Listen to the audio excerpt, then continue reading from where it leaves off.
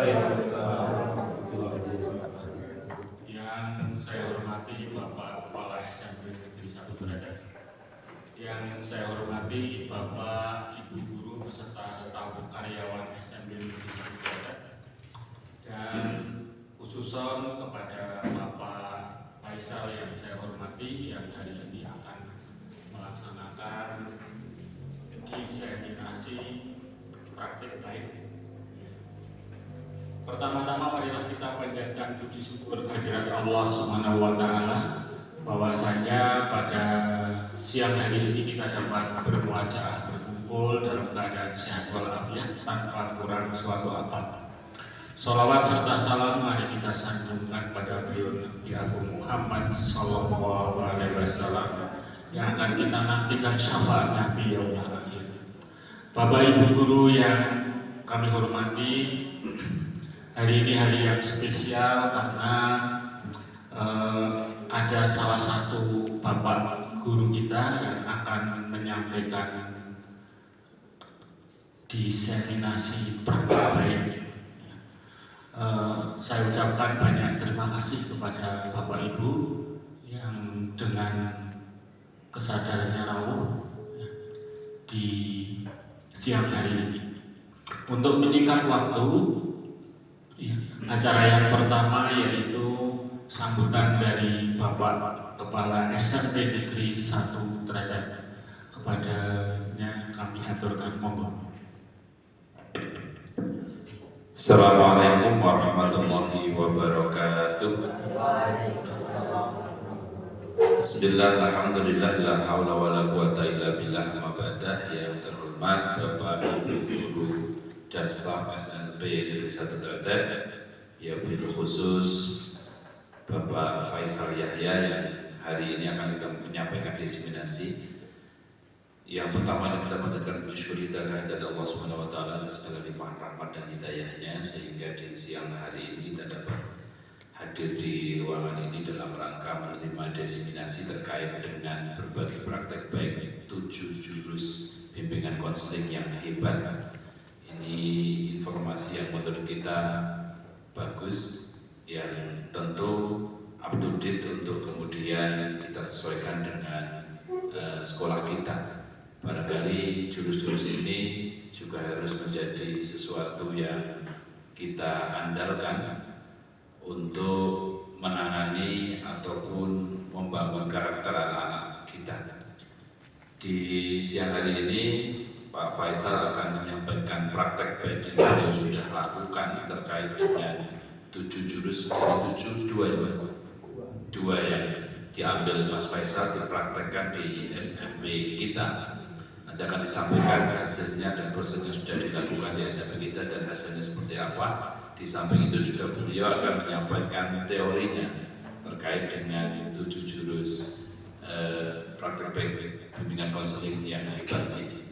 Untuk itu maka monggo saran-saran kita tolabul ilmi, karena tolabul ilmi itu minal mahdi lalati, dari mulai lahir sampai dengan meninggal. Maka sesungguhnya pembaruan terhadap pengetahuan menjadi penting bagi kita. Dengan harapan besar bahwa informasi terbaru ini bisa kita terapkan dengan baik kepada anak didik kita. Semoga mereka mendapatkan pelayanan yang menurut mereka nyaman dan menurut kita memuaskan untuk mendidik mereka menjadi anak yang berkarakter. Barangkali itu saja yang dapat kami sampaikan. Selanjutnya mohon dengan hormat Pak Faisal nanti bisa menyampaikan apa yang sudah diperoleh di diklat di Karanganyar atau Solo dan praktek baik yang sudah dilakukan di SMP Negeri 1 Teradat. Terima kasih. Assalamualaikum warahmatullahi wabarakatuh. Terima kasih, saya aturkan kepada beliau Bapak Kepala SMP Negeri 1 Teradat. Selanjutnya acara inti langsung saja kita dengarkan bersama penyampaian materi praktek baik kepada beliau Bapak Faisal Yahya. Saya aturkan sepenuhnya.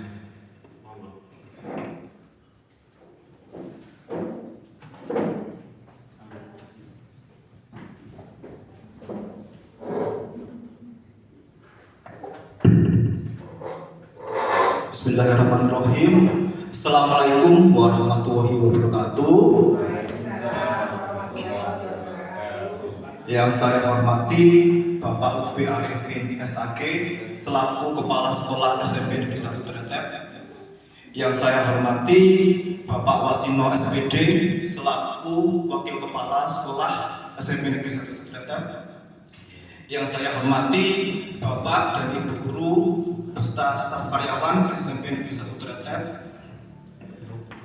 Di sini saya tidak bermaksud untuk menggurui Bapak Ibu. Mungkin di sini Bapak Ibu ilmu dan pengalamannya jauh lebih daripada saya.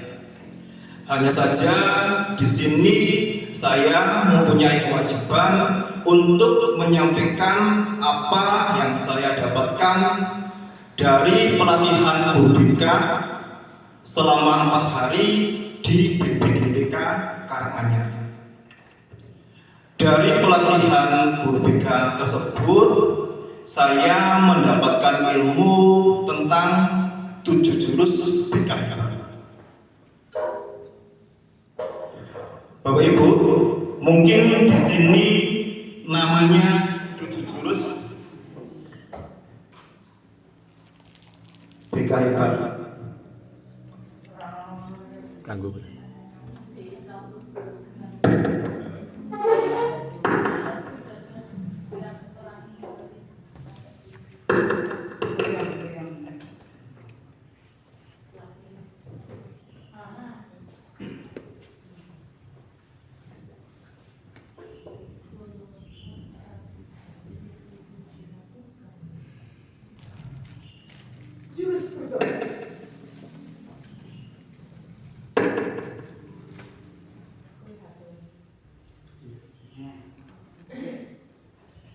Bapak Ibu, lanjut ya. Mungkin di sini namanya 7 jurus BK hebat. Namun walaupun namanya 7 jurus BK hebat, dari 7 jurus BK ini juga bisa sangat bermanfaat untuk guru mata pelajaran. Jurus yang pertama dari jurus 7 jurus BK hebat yaitu kenali potensi, yaitu mengidentifikasi bakat dan minat dan juga gaya belajar unik setiap murid. Jurus yang kedua yaitu kelola emosi, yaitu mengajarkan murid keterampilan regulasi emosi untuk kesejahteraan mental. Jurus yang ketiga yaitu jurus tumbuhkan resiliensi, yaitu membantu murid membangun ketahanan mental dalam menghadapi tantangan.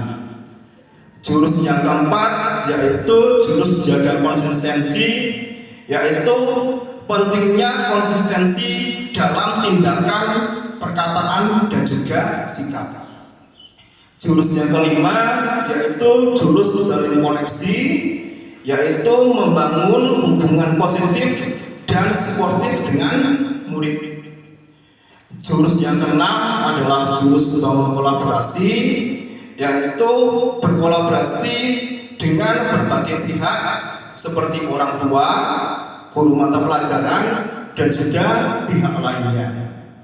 Dan jurus yang ketujuh yaitu jurus menata situasi, yaitu membantu murid dalam mengevaluasi dan juga mengatur situasi yang kompleks.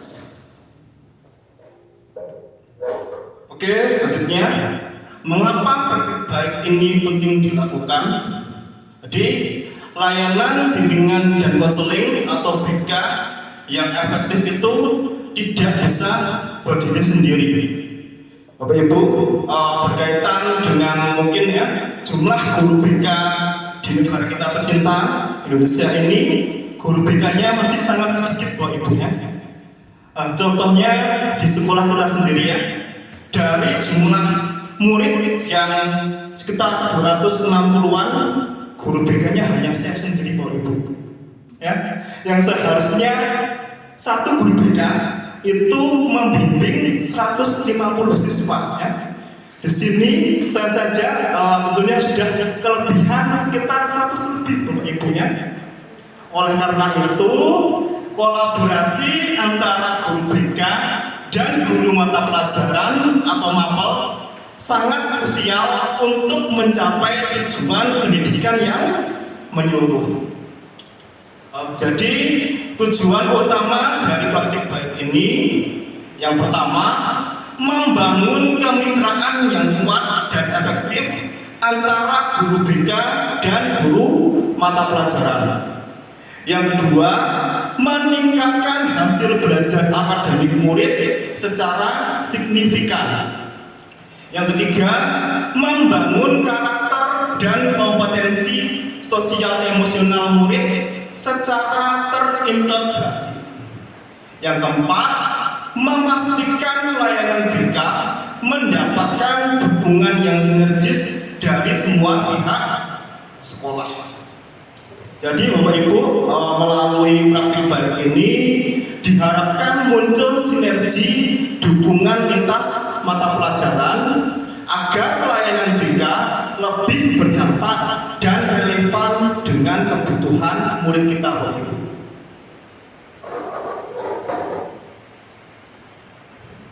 Selanjutnya, dari 7 jurus guru BK tadi, saya ditugaskan untuk mengimplementasikan 2 jurus BK pilihan, dan 2 jurus tersebut sudah saya implementasikan kepada murid di sekolah kita. Jurus pertama yang saya pilih yaitu jurus kenali potensi dengan metode gaya belajar. Jadi pengenalan dini terhadap gaya belajar akan membantu murid kita mengoptimalkan strategi belajarnya. Hal ini merupakan fondasi penting untuk meningkatkan prestasi akademik mereka. Jurus kedua yang saya pilih yaitu jurus kelola emosi. Keterampilan mengelola emosi sangat penting bagi murid agar murid dapat fokus, beradaptasi, dan berinteraksi secara sehat di sekolah. Emosi yang stabil dapat mendukung proses belajar mereka yang optimal.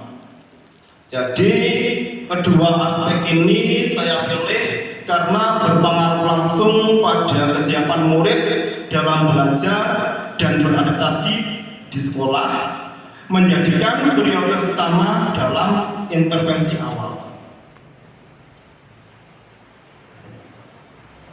Di jurus yang pertama, di sini ada kenali potensi dengan gaya belajar. Latar belakang saya memilih jurus ini, jadi setiap murid itu memiliki cara unik dalam memproses informasi. Perbedaan gaya belajar ini menuntut adanya strategi pengajaran yang tepat agar materi dapat mereka serap secara maksimal. Tujuan dari layanan ini yang pertama, mengidentifikasi kekuatan diri dalam konteks belajar. Yang kedua, merancang strategi belajar yang lebih efektif dan juga efisien.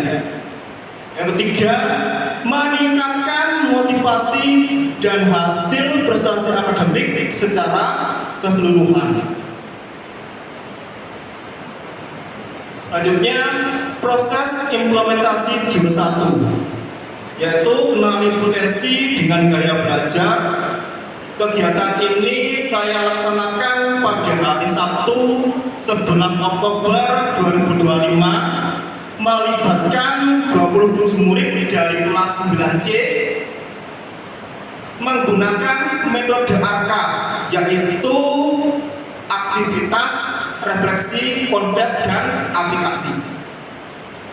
Di tahap aktivitas, saya meminta murid untuk mengerjakan tes gaya belajar melalui platform digital Aku Pintar. Tes tes gaya belajar ini dirancang untuk memetakan preferensi mereka dalam menerima informasi. Di tahap refleksi, saya meminta murid untuk meninjau hasil tes yang didapat dan mulai memahami implikasi dari gaya belajar dominan mereka. Pada tahap konsep, saya memberikan materi dan penjelasan mendalam mengenai jenis-jenis gaya belajar, seperti gaya belajar visual, yaitu gaya belajar dengan mengamati atau melihat, gaya belajar auditori, yaitu gaya belajar dengan mendengar, dan juga gaya belajar kinestetik, yaitu gaya belajar dengan praktek langsung, menyukai praktek langsung atau bergerak.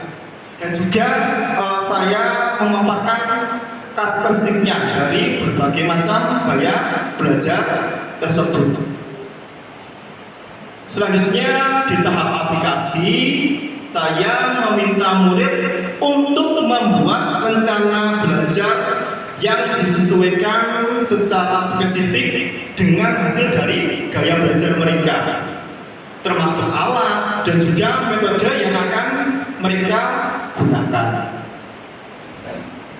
Metode AK memastikan bahwa murid tidak hanya mendapatkan hasil tes, tetapi juga memahami cara mereka mengaplikasikannya dalam kehidupan mereka sehari-hari. Selanjutnya, hasil dan tindak lanjut dari jurus 1, yaitu menarik potensi dengan gaya belajar.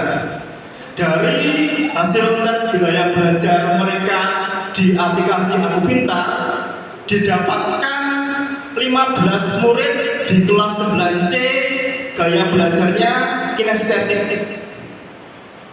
Ada 7 murid gaya belajarnya visual, dan 5 murid gaya belajarnya auditori. Jadi di kelas 9C ini lebih didominasi oleh gaya belajar kinestetik, yaitu dia gaya belajar dengan menyukai praktik langsung, Bapak Ibu. Selanjutnya, pentingnya tindak lanjut untuk guru mata pelajaran. Hasil ini akan menjadi dasar penting untuk pembelajaran berdiferensiasi oleh guru mata pelajaran. Pengarahan gaya belajar yang dilakukan adalah yang pertama, gaya belajar visual. Belajar dengan alat bantu visual seperti misalnya peta konsep, diagram, warna, dan juga video instruktif. Yang kedua, gaya belajar auditori. Misalnya belajar melalui mendengarkan, diskusi kelompok, rekaman, atau membaca materi dengan suara yang nyaring. Yang ketiga, gaya belajar kinestetik. Misalnya belajar dengan praktik langsung, simulasi, eksperimen, dan gerakan fisik atau belajar sambil bergerak. Jadi tujuan utama dari menarik potensi dengan gaya belajar ini adalah memastikan data gaya belajar ini terkomunikasi dan dapat digunakan oleh seluruh guru mata pelajaran untuk menciptakan lingkungan belajar yang paling sesuai bagi semua murid. Lanjut ke jurus kedua, yaitu jurus kelola emosi.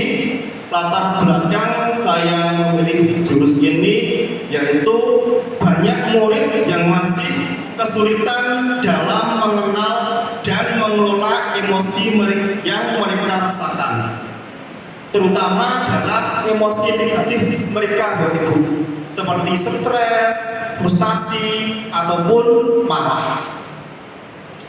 Emosi negatif yang tidak dikelola dengan baik dapat mengganggu proses konsentrasi belajar mereka. Yang kedua, dapat mempengaruhi interaksi sosial dan juga pengambilan keputusan mereka di sekolah. Jadi tujuan layanan kelola emosi ini yang pertama, mengidentifikasi berbagai jenis emosi yang mereka rasakan. Yang kedua, mengendalikan luapan emosi negatif secara konstruktif. Yang ketiga, menciptakan kondisi mental yang tenang sehingga proses belajar lebih optimal.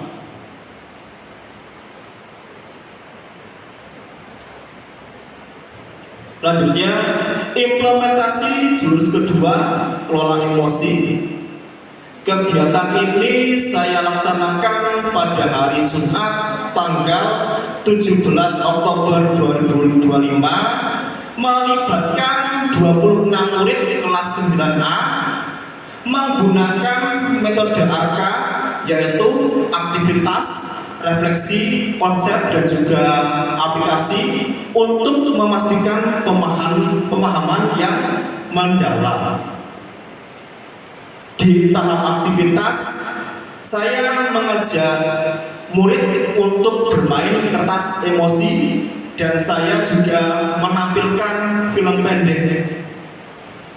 Dari film pendek tersebut, saya meminta murid untuk mengekspresikan emosi mereka. Jadi, jika mereka merasa senang, kertas bisa mereka usap. Jika mereka merasa sedih atau kecewa, kertas bisa mereka remas. Dan jika mereka merasa marah, kertas bisa mereka sobek. Di tahap refleksi, saya mengajak mereka untuk diskusi bersama mengenai pengalaman pribadi terkait emosi yang muncul saat aktivitas dan makna yang mereka peroleh pada film pendek tersebut. Di tahap konsep, saya menyampaikan materi tentang pentingnya regulasi emosi dan juga pengenalan strategis praktis untuk mengelola emosi negatif, misalnya dengan teknik pernafasan dan juga teknik mindfulness. Di tahap aplikasi, saya meminta mereka untuk mengerjakan lembar strategi mengelola emosi negatif sebagai bentuk komitmen pribadi untuk menerapkan teknik yang sudah dipelajari di kehidupan sehari-hari mereka.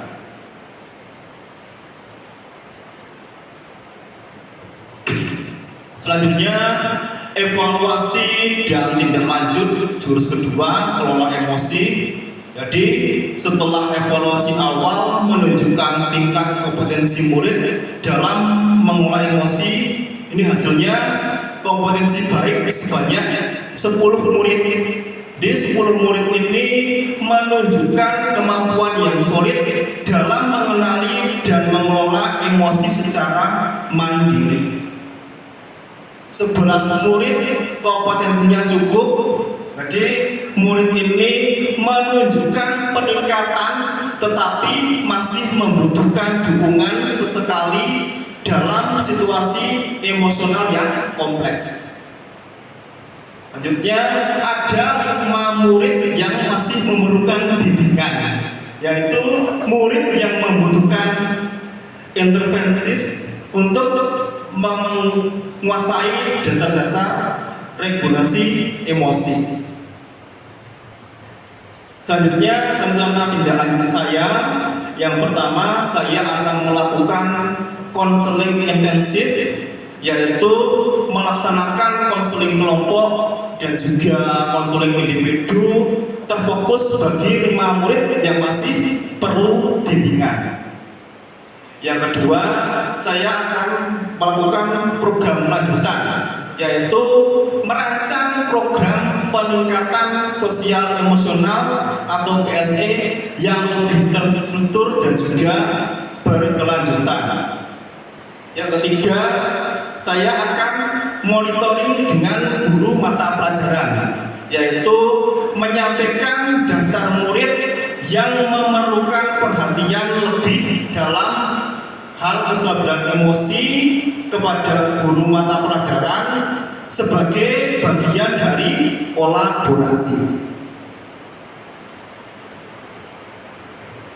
Yang selanjutnya, kesimpulan. Jadi penerapan strategi kenali potensi dan juga kelola emosi ini memberikan hasil positif bagi perkembangan murid. Berikut poin-poin pentingnya. Yang pertama, belajar personal dan juga stabil. Jadi dua jurus ini mendukung belajar sesuai potensi dan juga menciptakan lingkungan yang kondusif. Yang kedua, peningkatan murid, yaitu murid akan lebih sadar diri, aktif, berperilaku positif, dan juga berprestasi. Yang ketiga, kolaborasi guru, yaitu kerjasama dengan guru mata pelajaran itu penting untuk dukungan berkelanjutan.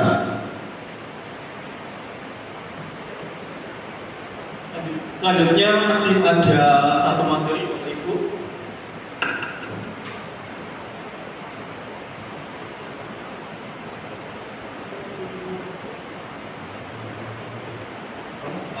Ini sebenarnya saya cuma diminta untuk memaparkan hasil dari dua jurus tersebut, tapi ini menurut saya jurus kedua ini ya, kelola emosi ini tidak hanya penting bagi murid, tapi juga penting bagi saya sendiri dan juga mungkin juga penting bagi Bapak Ibu guru ya.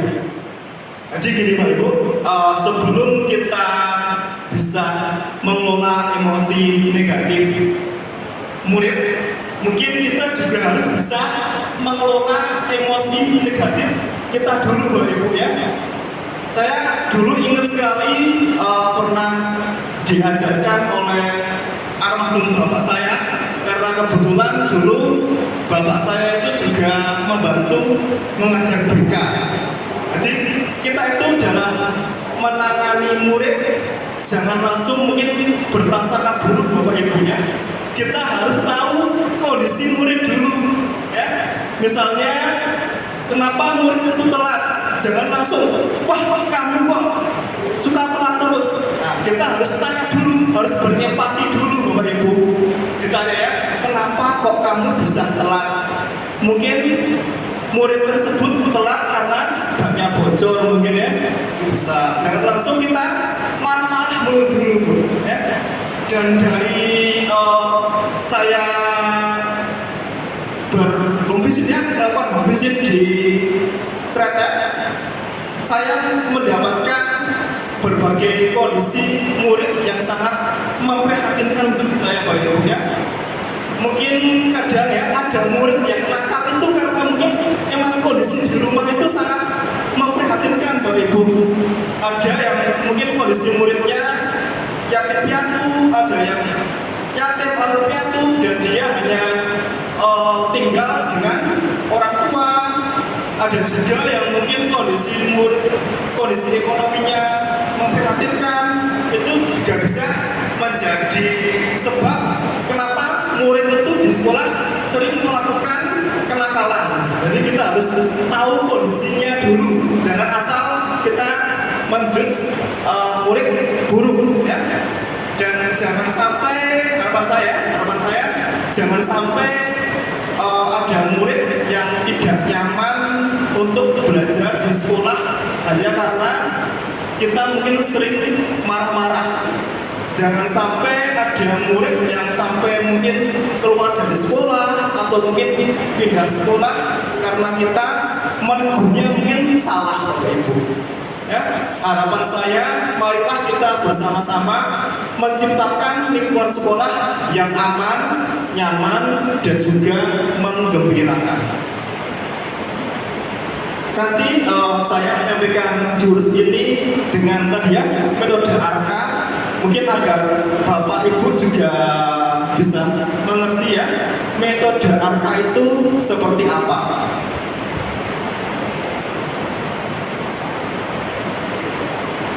Oke, Bapak Ibu, apakah sudah siap untuk ke materi? Sudah ya? Oke, di metode arka di tahap awal yaitu aktivitas.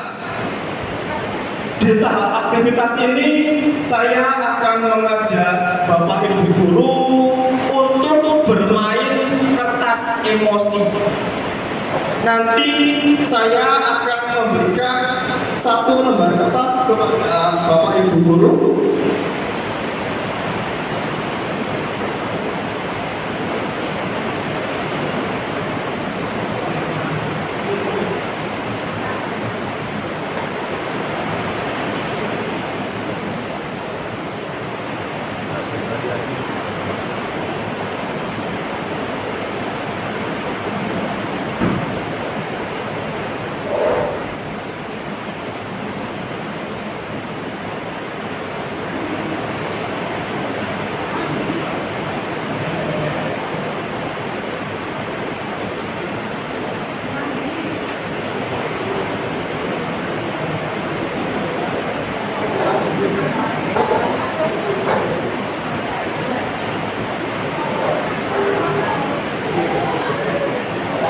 Oke ya, kertasnya sudah dapat semua ya Bapak Ibu.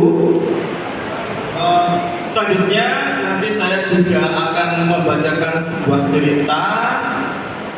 Nanti saya akan meminta Bapak Ibu merespon cerita dari cerita yang saya bacakan. Jika Bapak Ibu merasa senang, nanti kertas dapat Bapak Ibu usap. Jika Bapak Ibu merasa kesal, kertas dapat Bapak Ibu remas. Dan jika Bapak Ibu merasa marah, kertas bisa Bapak Ibu sobek-sobek. Ya, oke. Sudah siap ke ceritanya ya? Saya bacakan ceritanya. Pagi itu ibu guru berangkat ke sekolah mengendarai sepeda motor. Bahan ajar yang sudah disiapkan rapi digantungkan di motor. Namun beberapa meter sebelum sampai sekolah, motor mendadak mogok karena kehabisan bensin. Dengan susah payah, bu guru mendorong motor hingga sampai ke sekolah. Biasa sekali ya. Masih ada kelanjutan ya Bapak Ibu. Sampailah ibu guru di kelas. Hampir semua murid datang tepat waktu. Namun belum sempat suasana stabil, Andi masuk terlambat. Ia hanya menunduk sambil berkata, "Maaf Bu, saya telat."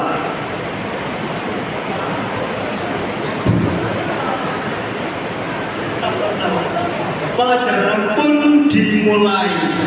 Namun saat akan menggunakan bahan ajar yang sudah disiapkan, ibu guru tersadar bahwa bahan ajar tersebut tidak ada. Dicari ke sana kemari, tetapi tetap tidak ditemukan. Dengan terpaksa, ibu guru melanjutkan mengajar seadanya. Bayangan aktivitas mengajar yang seru seketika buyar.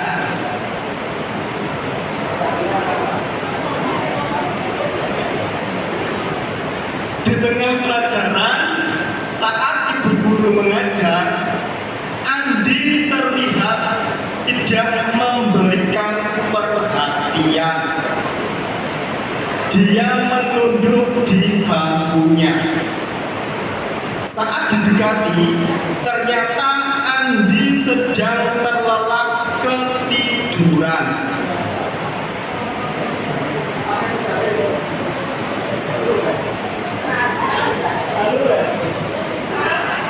Tak lama kemudian mengetuk pintu kelas. Ibu guru membuka pintu dan menghampirinya. Bapak itu berkata, "Maaf, saya pamannya Andi. Sebetulnya Andi sudah 3 hari di rumah sakit karena menunggu ayahnya yang sedang sakit. Meski kurang tidur, tetapi Andi selalu memaksa ingin sekolah karena tidak mau ketinggalan pelajaran. Sekarang saya izin mau jemput Andi karena ayahnya masuk ICU."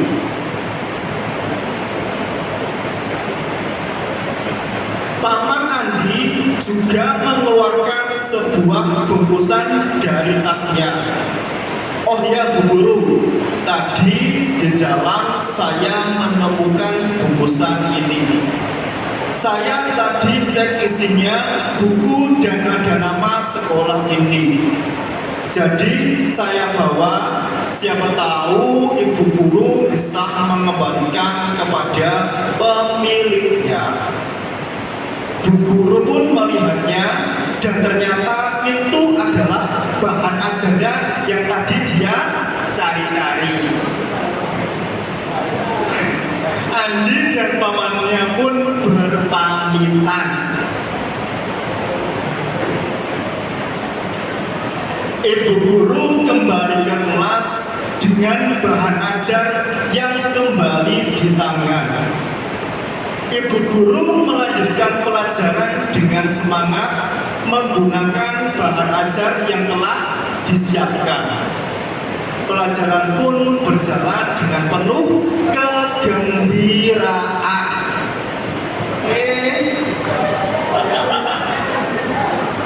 Bapak Ibu sudah dibersihkan di lembar kertasnya, sudah ya.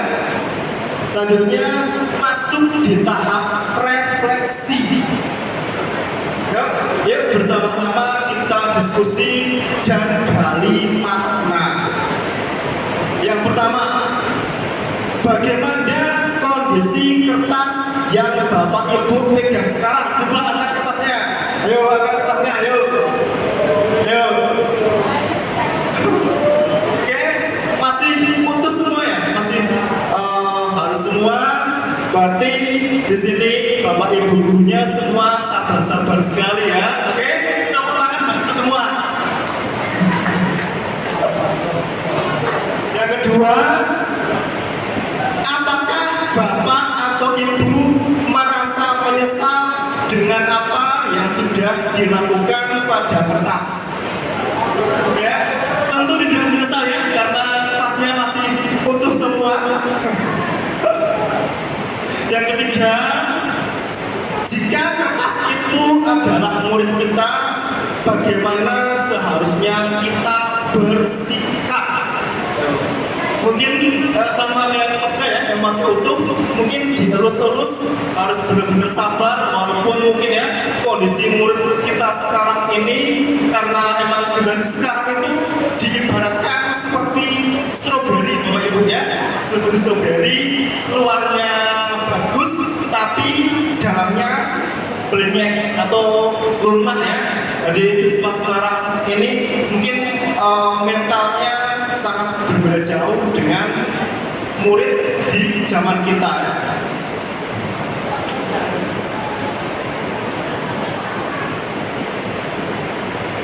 Selanjutnya masuk di tahap konsep. Di tahap konsep ini saya akan menyampaikan materi tentang pembelajaran sosial emosional. Jadi pembelajaran sosial emosional ini juga sangat penting untuk kita aplikasikan mungkin ya di sekolah kita, Bapak Ibu.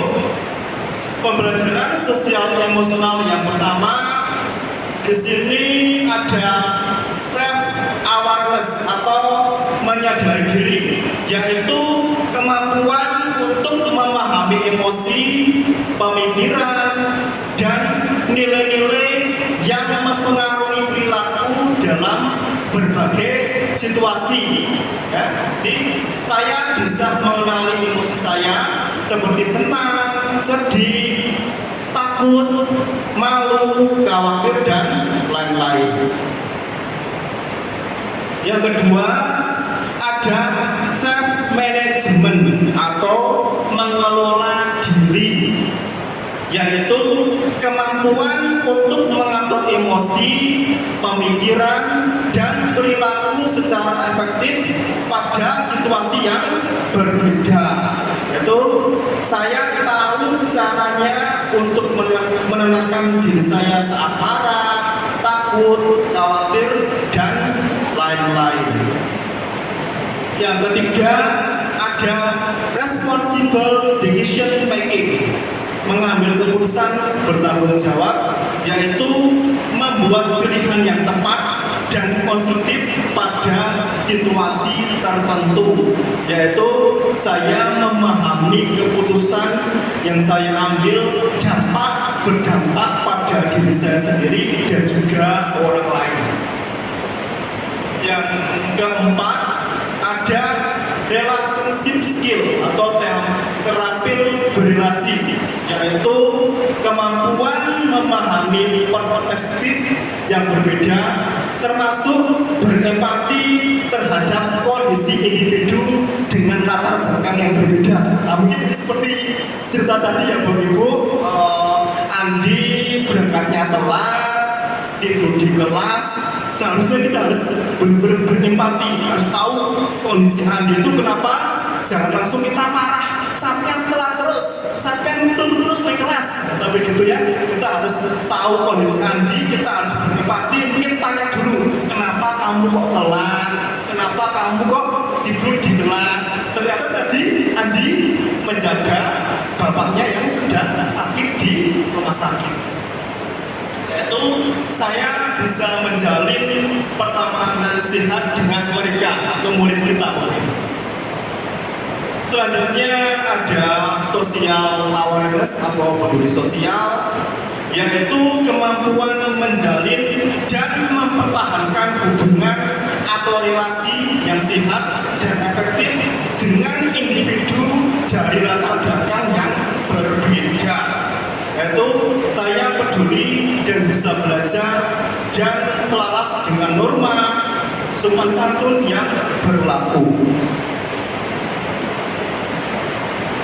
Selanjutnya di sini ada elemen EMC kuadrat berdasarkan UNESCO.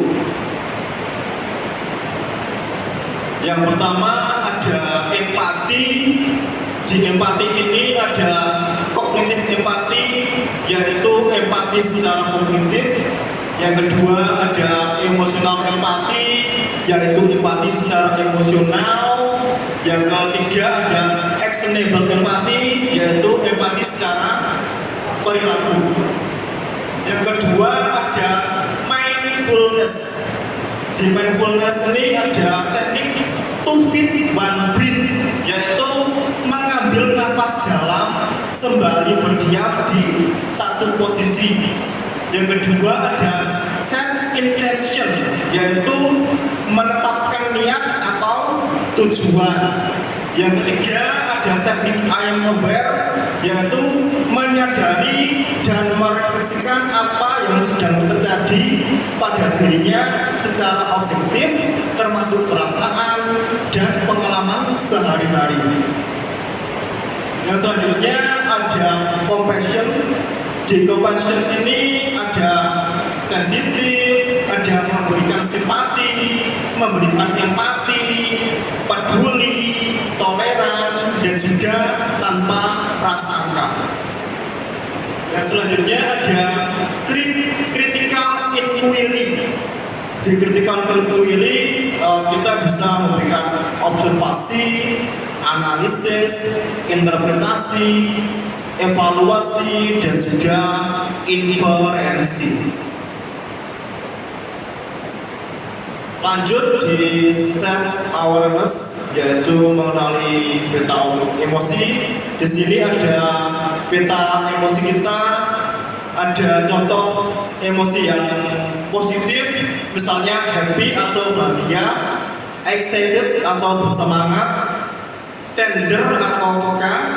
Di sini juga ada emosi negatif, misalnya sad atau sedih, angry atau marah, scare atau takut. Lanjut di self management, di sini ada peta emosi kotak kita, ada neocortex, limbik, dan juga reptil. Yang pertama kita di mode pawang atau neocortex, Ibu ya.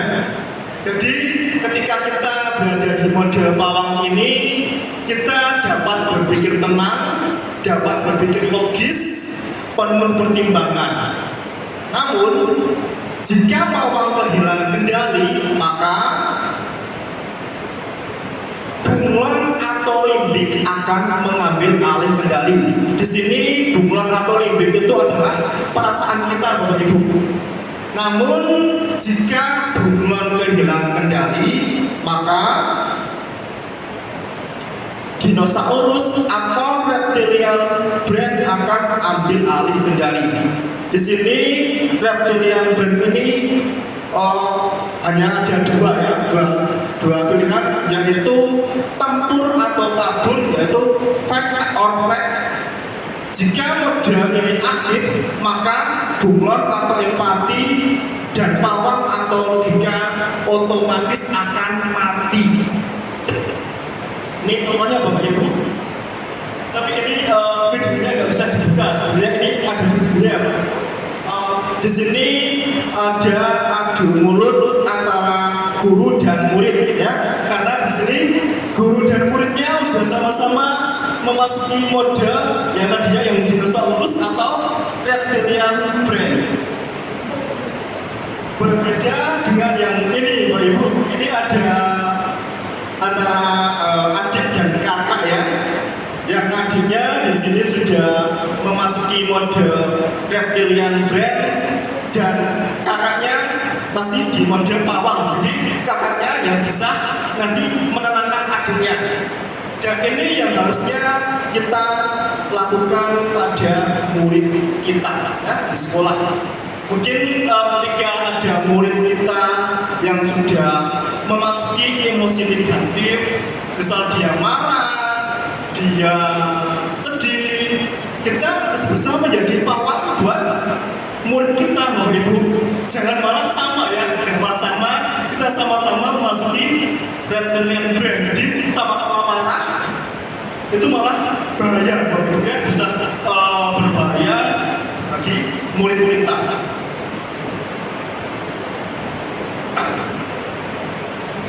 Selanjutnya di sini ada responsible decision making, jeda dan memilih tindakan. Jadi saat kita emosi, kita jangan langsung memberikan respon atau tindakan, Bapak Ibu ya. Saat kita emosi, kita harus memberikan jeda. Misalnya dengan tarik nafas dalam-dalam, mungkin ya, harus tarik nafas, keluarkan, begitu, baru kita berpikir dan memberikan respon atau tindakan. Nah, selanjutnya di sini juga ada beberapa teknik untuk saat kita mungkin emosi negatif ya. Ada roda pilihan atau wheel of choice.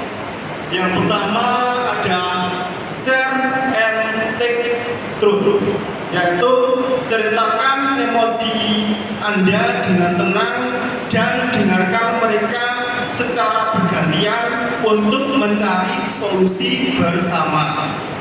Yang kedua ada teknik go to another game. Jadi saat emosi negatif kita muncul, kita bisa alihkan di aktivitas yang positif, Bapak Ibu.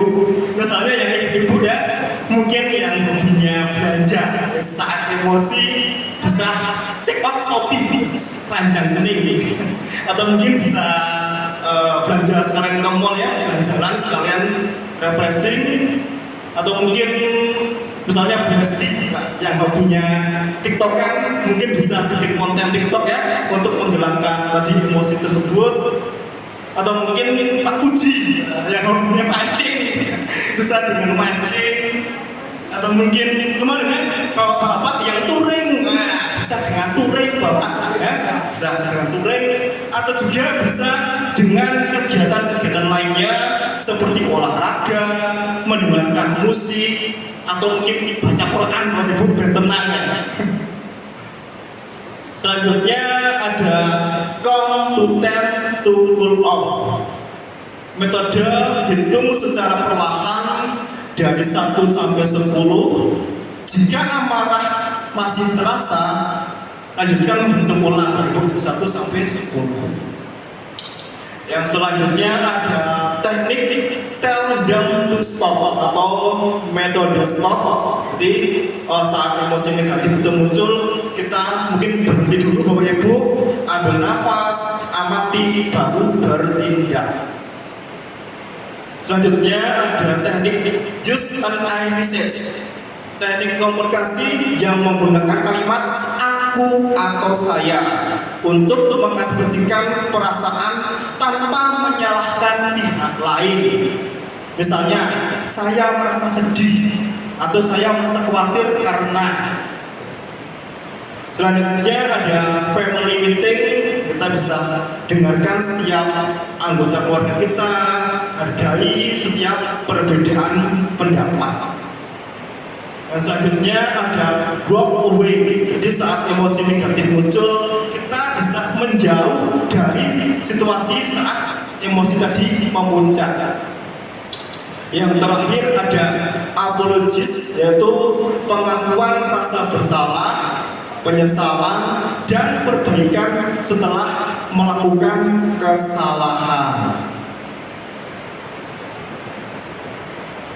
Oke Bapak Ibu, materinya sudah selesai.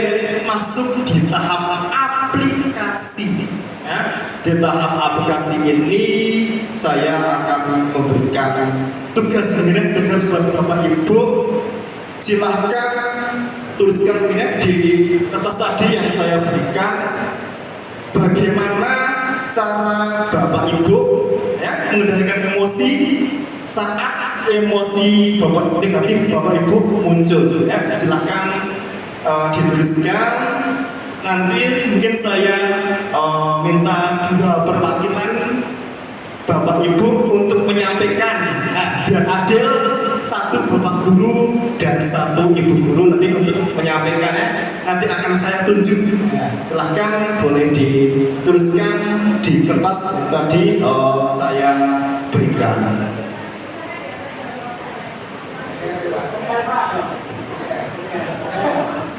KPR Bapak Ibu harus dikerjakan seorang ya, masa PR ya, dikerjakan sekarang ya Bapak Ibu. Nanti saya minta 2 orang guru untuk perwakilan untuk menyampaikan hasilnya. Soalnya itu bagaimana caranya Bapak Ibu untuk mengendalikan emosi negatif saat ya, emosi negatif Bapak Ibu muncul. Contohnya tadi, misalnya Pak Puji ya, bisa mancing, atau mungkin dengan cara yang lain gimana, curhat dengan teman mungkin. Itu contohnya, contohnya.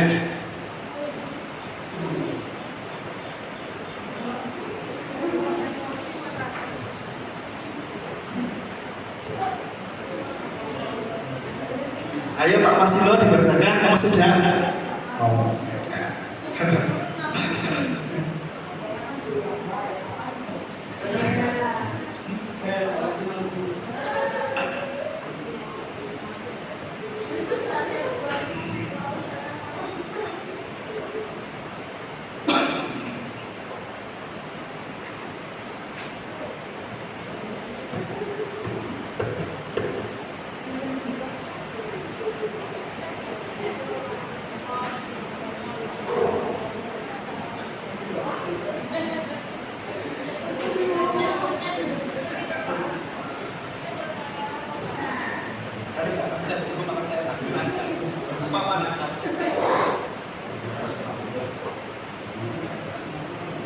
Oke, sudah semua Bapak Ibu? Belum ya? Oke.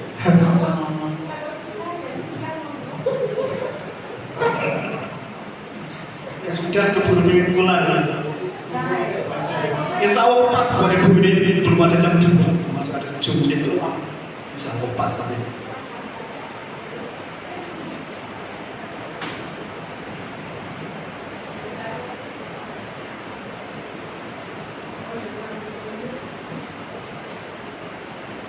Sepertinya Pak Wasino sudah ini ya.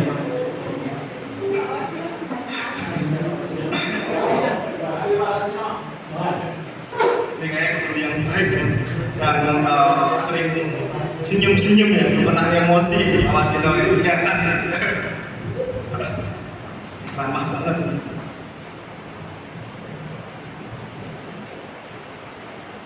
Sudah ya Bapak Ibu, untuk perwakilan mungkin yang bapak-bapak, mungkin Pak Wasino yang menyampaikan.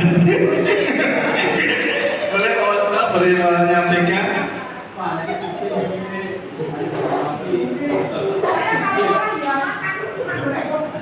Saya saat emosi muncul biasanya saya menyendiri dan dengerin lagu. Bikin puisi. Terima kasih Pak Wasino. Pak Wasino saat emosi menyendiri, bahaya. Sama ada kesurupan. Oke, bagus ya Pak Wasino. Selanjutnya mungkin perwakilan dari yang ibu-ibu. Bu Intan ya.